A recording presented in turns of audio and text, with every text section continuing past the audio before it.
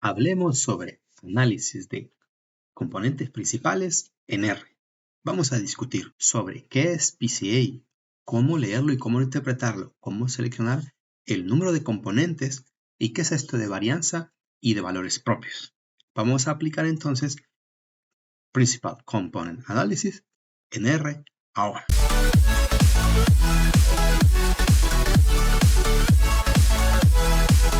Discutamos entonces lo que es el análisis de componentes principales. Esta técnica se debe a que nosotros queremos reducir el número de dimensiones que estamos trabajando a un número mínimo. Y digo mínimo porque debemos de aplicar el componente de la varianza, es decir, de tal manera que podamos explicar nuestros datos en un gran porcentaje, digámoslo un 90% como regla general.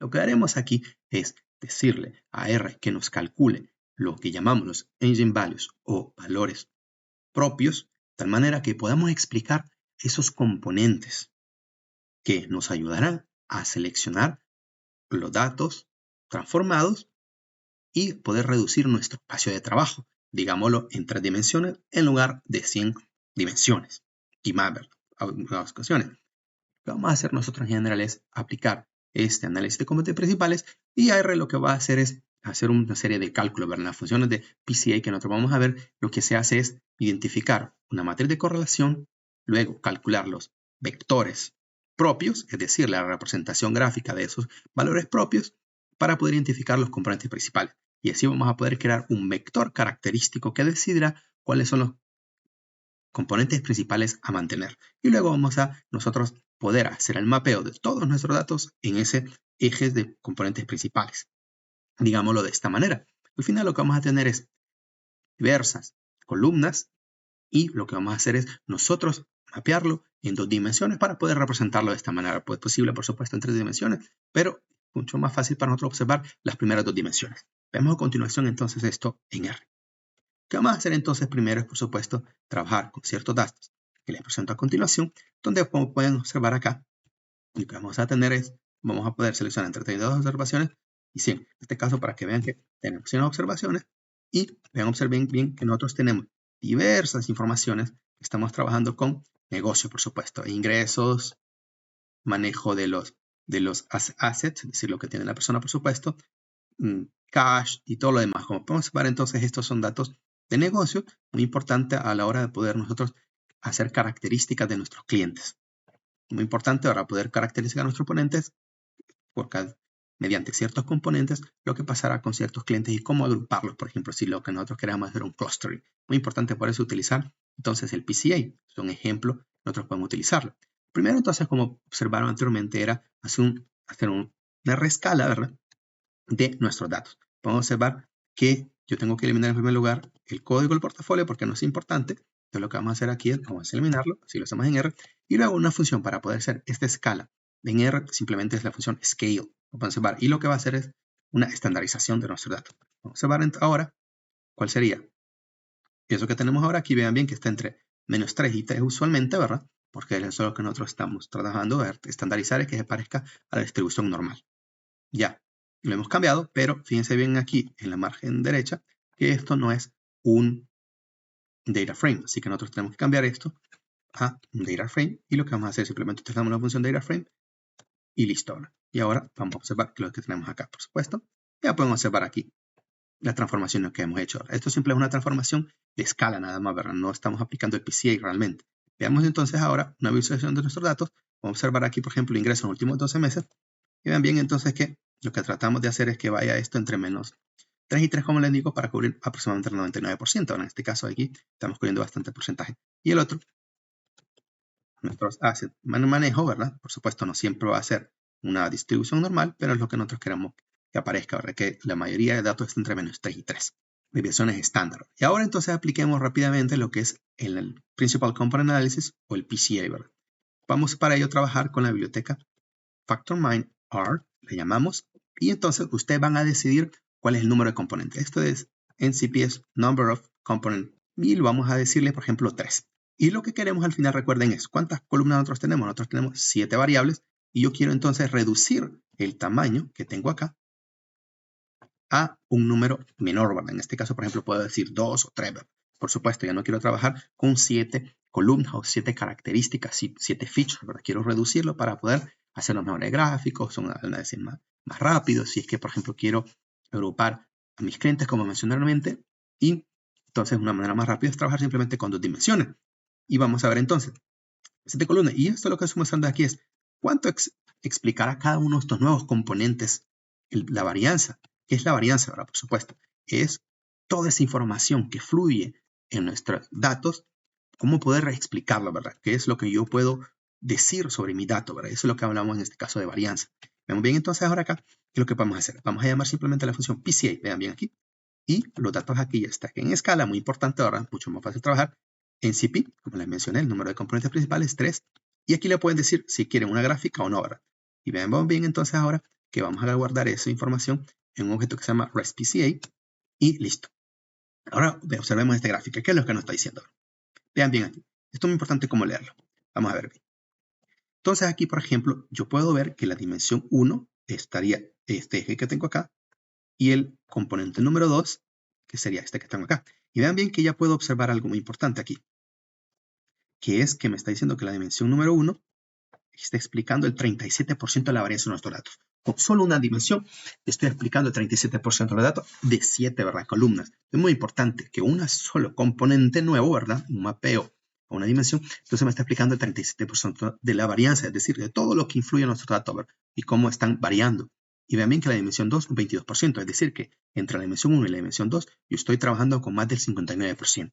Aproximadamente el 60%, estoy podendo explicar con solo dimensiones de 7, logro bajar a 2 un 60%. Ahora es pequeño, ahora como les mencioné anteriormente era un 90%, pero está bien.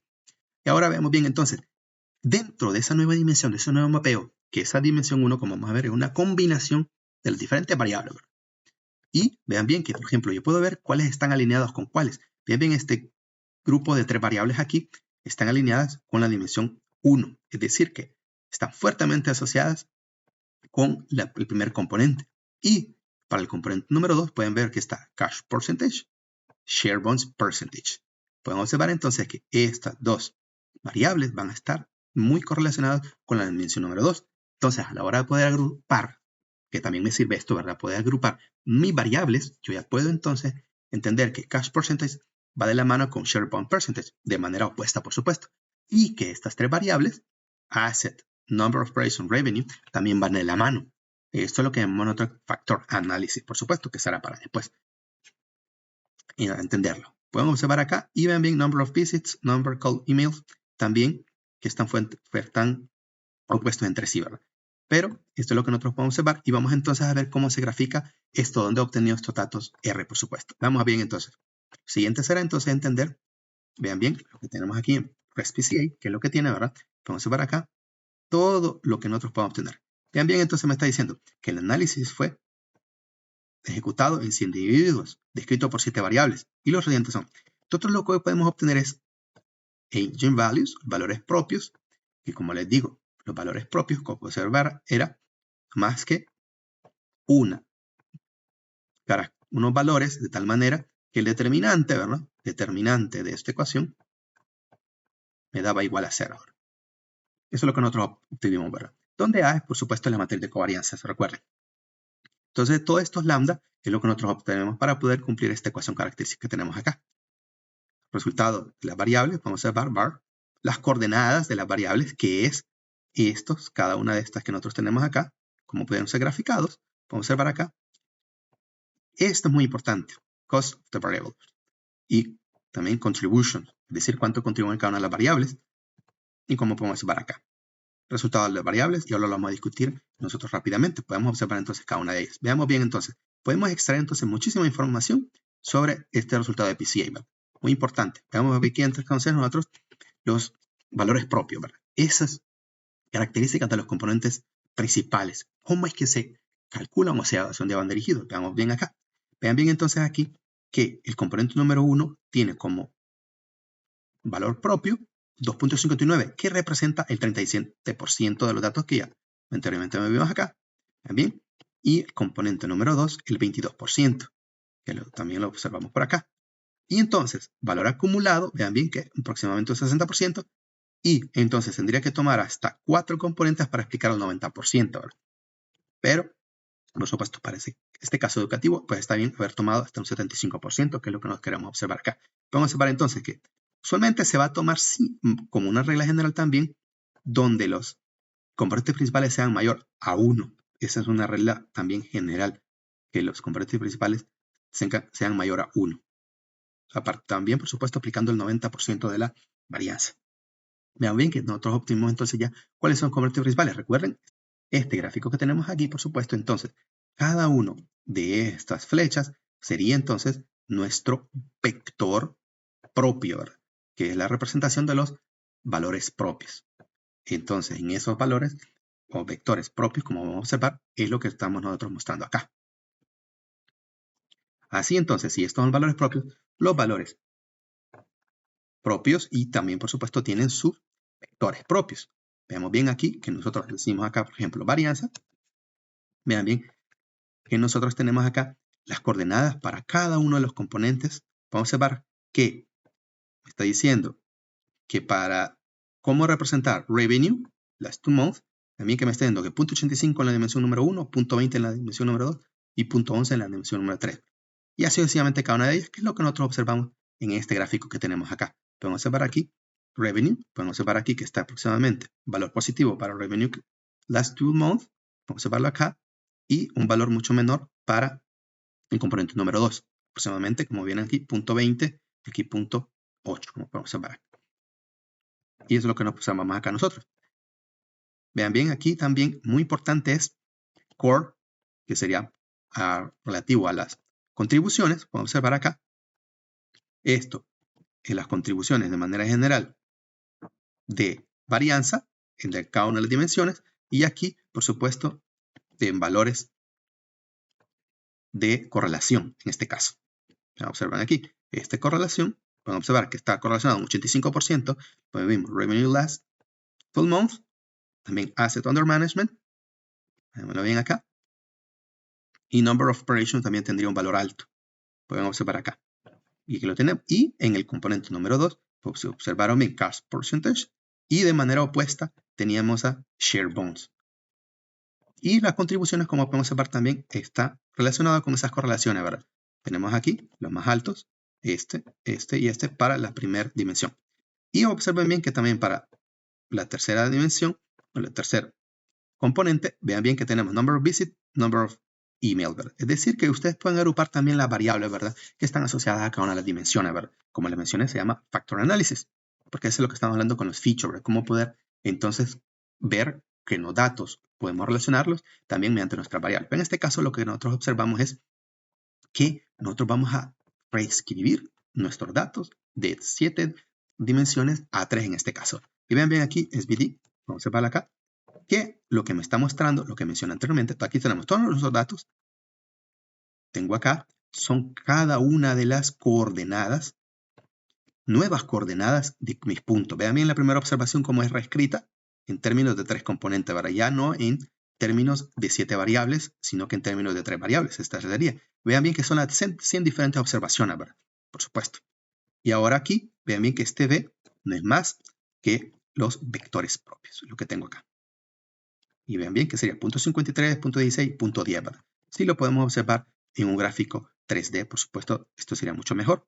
0.53, por observarlo, por supuesto, sería en 3D mucho mejor, ¿verdad? Pero ya lo podemos observar que nos quedaría de esa manera. Esto es, por supuesto, relativo a cada uno de nuestros 7 valores propios y su representación en los diferentes componentes que nosotros estamos trabajando. Como pueden observar entonces, al final PCA es una transformación, es decir, un mapeo de todos nuestros datos. Trabajamos 100 diferentes observaciones con 7 diferentes variables a 3 nuevas dimensiones. 3 nuevas dimensiones, recuerden eso, era muy importante.